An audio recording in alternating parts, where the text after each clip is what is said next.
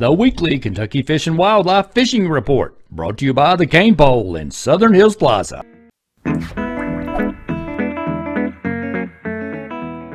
This is Tom with your fishing report from the Northeast. Water levels are high around the area, especially in some of our streams. Both the Kentucky and the Licking River are running high in the upper portions, so be cautious if you head out. The high water in the upper portions of the Licking is affecting Cave Run Lake. Several ramps and the beaches have been affected, so be sure to contact local federal offices or watch on the federal social media for updates on what is open or closed.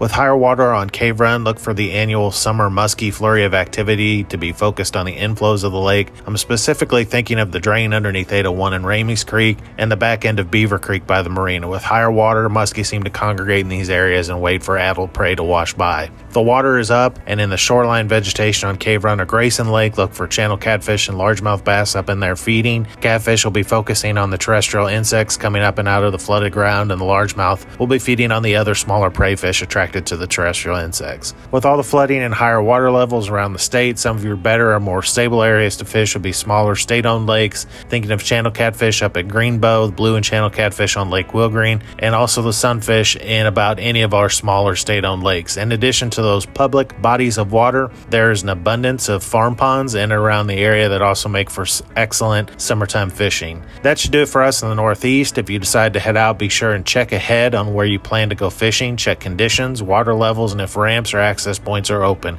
and be sure to stay safe out there on the water. This is Jeff Crosby with the Central District Fishing Report. Lake temperatures across the area are running in the mid to upper 80s.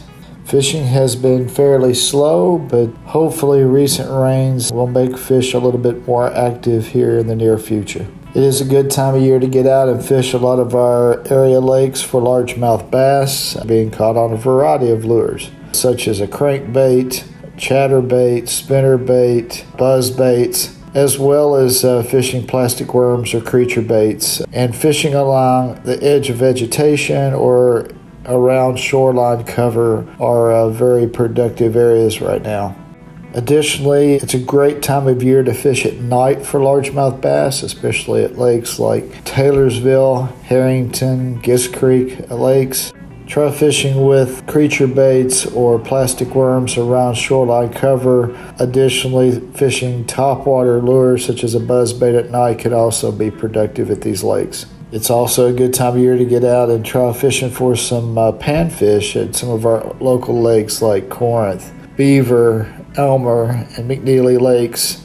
Try red worms, wax worms, millworms, fished under a bobber in about 2 to 3 foot of water. Fish along the shoreline cover, which is mainly vegetation in these lakes. Also concentrate on the small pockets, the little ins and outs along the shoreline of these lakes to catch a few of these fish. And finally, don't forget about your local fins lakes in your area. Many have been recently stocked with channel catfish in the past couple months. Check out the department's website at fw.ky.gov for a complete list of fins lakes in your area. So grab a pole and enjoy some great summertime fishing, and I hope to see you on the water.